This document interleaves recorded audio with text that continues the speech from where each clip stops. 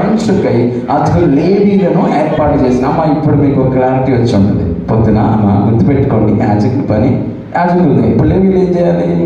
స్వరమండలం, సితార. ఇప్పుడు లేవీల బృందం ఎక్కడని చెప్పాలి మీరు?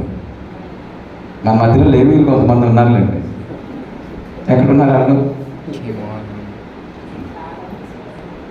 ఆశాలేమో నవదీప్ లాంటి వాళ్ళు అయితే, యాజకులేమో నా పక్కన కూర్చునే సేవకులు లాంటి వాళ్ళు అయితే, ఆశా గుంపులో ఇంకా క్వాలిటీలో చాలా మంది వస్తారు. లేవీల గుంపులు కొంతమంది ఉన్నారు. అదే గారు లేవీలు ప్రత్యేకమైన వంశం. ఓన్లీ వాళ్ళు దేవుడి మీద డిపెండ్ అయ్యి బ్రతకమన్నారు. అవును, ఇన్స్ట్రుమెంట్ ప్లే చేస్తున్న వాళ్ళు కూడా ఏం చేస్తారు? పరిచర్యలో పాలి భాగస్తులే. నేను ఎప్పుడు చెప్తాను, నా మందిరపు గడి చివరిగా ముగించి వేసిన వాళ్ళు కూడా నా దేవుడు లెక్కలో ఉంటారు. వచ్చి చేపలు మడిచి గడికి తాళం వేసి వెళ్ళిపోయిన లిస్ట్ కూడా నా దేవుడు రాయించాడు. మందిర పరిచర్య వినోదయ్య గారు ఒక్కడ చేసేది ఎప్పటికీ కాదు. ఇప్పుడు లేవీల పని ఏం చెప్పాడు? స్వరమండల, సితారను, తంజివాదు అన్నింటినీ కూడా వాయించి ఒక బృందాన్ని పెట్టేశాడు. తన పితృడైన దావీదు, గాదు లేక నాతన ప్రవక్తుల వారికి ఆత్మ ద్వారా ప్రేరేపించుకున్నటువంటి సంగతులు ఆయన జ్ఞాపకులకు తెచ్చుకొని మర్చిపోకుండా నేను ఒక మాట అడుగుతాను. గత ఆదివారం మనం ఏ వాక్యం చెప్పామంటే కొంతమంది గుర్తుంది కదా. గత ఆనాటి ప్రార్థనలు ఏ వాక్యం చెప్పామంటే ఒకరికి ఇద్దరు గుర్తుంది. ఆ ఒకరికి కూడా తక్కువ అనుకుంటా. ఏ వాక్యం చెప్పాం కదా ప్రార్థన? అస్సలు గుర్తులేదు, అస్సలు గుర్తులేదు. అమ్మా అసలు గుర్తులేదు. సరే వదిలేసి పోయిన ఆదివారం ఏం చెప్పారు? యెహోషాపాతు ఏం చేశాడు? యెహోషాపాతు దేవుడి దగ్గర విచారణ చేసి యుద్ధాల్లో ఘన విజయాన్ని పొందుకొని దేవుడిని మహిమపరచాడు. హల్లెలూయా, హల్లెలూయా.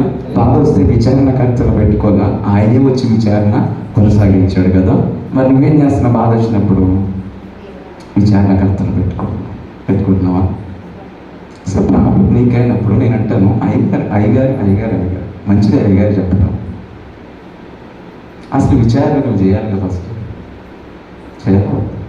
అయ్యగారు పలానా ద్వారా వచ్చినట్టు అనిపిస్తుంది, కొంచెం నాకు ప్రార్థన చేయండి, దేవుడు కనికరించాడు అంటే అయ్యగారు కూడా నమ్మకంగా ప్రార్థన చేస్తే కార్యం జరుగుతుంది. అసలు నువ్వు ఎందుకు వచ్చిందో నీకు తెలియకుండా చేయండి, ప్రార్థన చేయండి. సరే నువ్వు చేస్తావు, మళ్ళీ ఇంటికి వెళ్ళి చేస్తావా? చేస్తే మంచిది, చేయకపోతే చేయాలి కూడా. అయ్యగారికి చెప్పడమే కాదు, అయ్యగారికి చెప్పిన అంశాన్ని బట్టి నీ విశ్వాసాన్ని కూడా చూస్తాడు దేవుడు. అపోస్తలులు వాళ్ళు వారిని స్వస్థపరిచినప్పుడు వారి విశ్వాసం కొలది వారిని స్వస్థపరిచి పంపించారని చెప్పి లేఖనం చెప్తా ఉంది. నాకు విశ్వాసం లేదయ్య గారి దేవుడి మీద, కానీ ఇది అన్ని రాసిచ్చినట్టుగా ఇదిగో మొక్కుబడి ఇస్తున్నాను. చెట్టు కట్టేస్తే మన పేపర్ మీద రాసిచ్చేస్తాం, తేడా ఏముంటుంది బహుశా. కానీ మీరు కూడా ప్రార్థన చేసుకోవాలి. అలా ఉండకూడదు మనం క్రైస్తవులుగా. గుర్తుపెట్టుకోండి, నేను ఈ అంశాన్ని బట్టి నేను ఒక ప్రార్థన మీద పని కోరాను అలా చెప్పి అయ్యగారిని అడగొద్దు, అయ్యగారి ప్రార్థన మీకు అవసరం లేదని మాత్రం చెప్పను.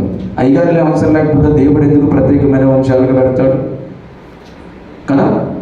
ఉంది, కానీ ఇద్దరు కలిసి చేయవలసిన పని ఉంది, అయ్యగారు సంఘం కూడా. హల్లెలూయా, హల్లెలూయా. చేతులు కూడా చెప్పండి తల్లి. హల్లెలూయా, హల్లెలూయా.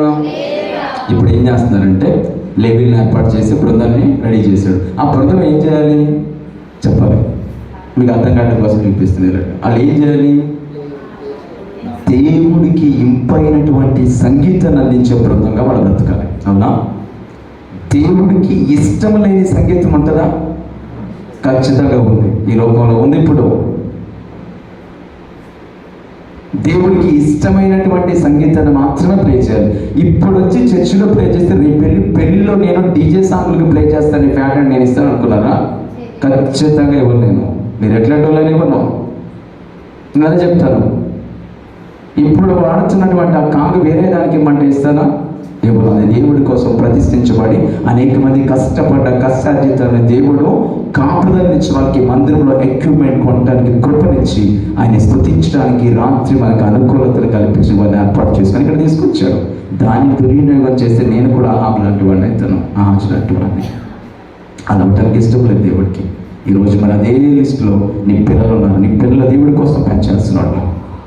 దేవుడి చేతిలో ఇన్స్ట్రుమెంట్గా వాడబడాల్సిన నీ పిల్లలు టీవీ దగ్గర, సీరియల్ దగ్గర, ఫోన్స్లో నిమగ్నమైపోయి బ్రతుకుతున్నారంటే మరి నీ పిల్లలు ఎక్కడ వాడబడుతున్నారు? ఏం జరుగుతూ ఉంది? దేవుడి కోపం రాదా? ఫస్ట్ తండ్రిగా తల్లిగా నీ మీద వస్తుంది దేవుడి కోపం.